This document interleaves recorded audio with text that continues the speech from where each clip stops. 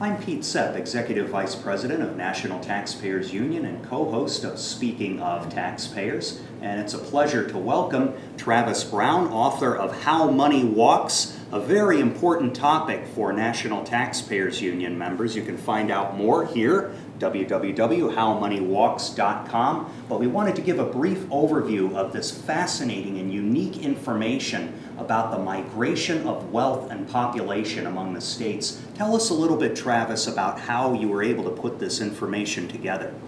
Well, it's a pleasure to be speaking to the NTU.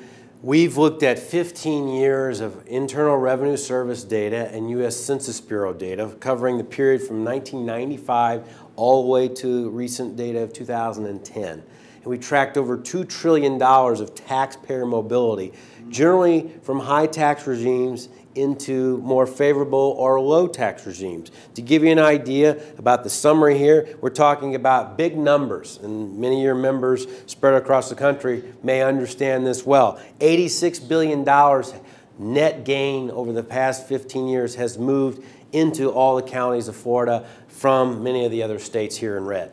Incredible, incredible, and perhaps not coincidentally to many NTU members, Florida is one of the states with no personal income tax, and we see, of course, trends of migration of both wealth and population to other non-income tax states, such as Texas. Yeah, that's right. So we can track both population trends, nearly 543,000 taxpayer accounts going to Texas, but look at this number, $22 billion in net gain of adjusted gross income measured by all the state 1040 tax returns. That includes all counties and all cities within Texas.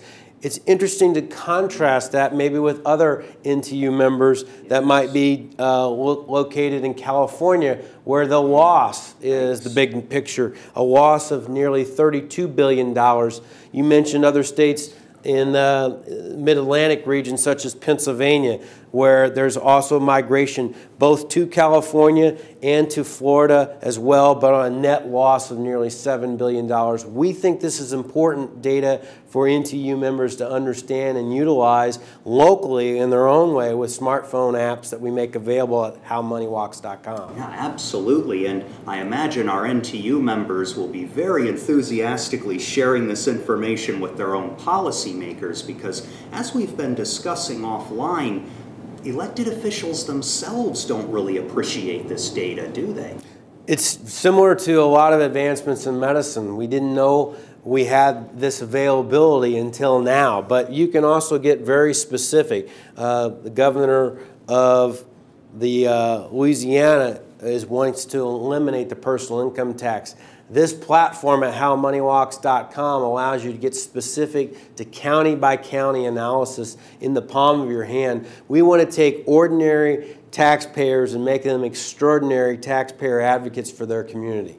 Well, see, and this phone app is really the key here, because anybody can get that, download it, and then take it to town meetings or perhaps one-on-one meetings with the mayor, perhaps a city council hearing. I mean, that would be a brilliant thing to do, to show your elected officials, look what's happening to my jurisdiction because of your terrible tax policies. Or who knows, maybe, hey, you've done a great job with taxes and we're benefiting as a result. Sure. The key thing here that we hope to provide in any way that you can, by either reading the book, using the app, or looking at displays and working with organizations like NTU, is to understand the facts of past performance. We know intuitively people vote with their feet. They can care deeply about what goes in and out of their pocketbook. This gives you the specific data as a group of all taxpayers across all 50 states, and it shows you specifically where you're gaining and where you're winning, and where you may not be, and where you may be losing. Yes. And so regardless of what it says, we want people to have the data. Yes, indeed. And of course, we reviewed California, and here we're reviewing Illinois, the site of really a disastrous conflagration of tax increases in recent years, and you can see those trends in other tax hiking states. So a very valuable thing. And any others you'd care to show us? Yeah, well, it's covered in the book. We walk through America's biggest losers, and Yes. unfortunately for New York, represents a loss of $58 billion over the last 15 years. We can also do some interesting things on time series analysis if we get this right here, where we look at the evolution and the transfer over time over the last 15 years. In this case,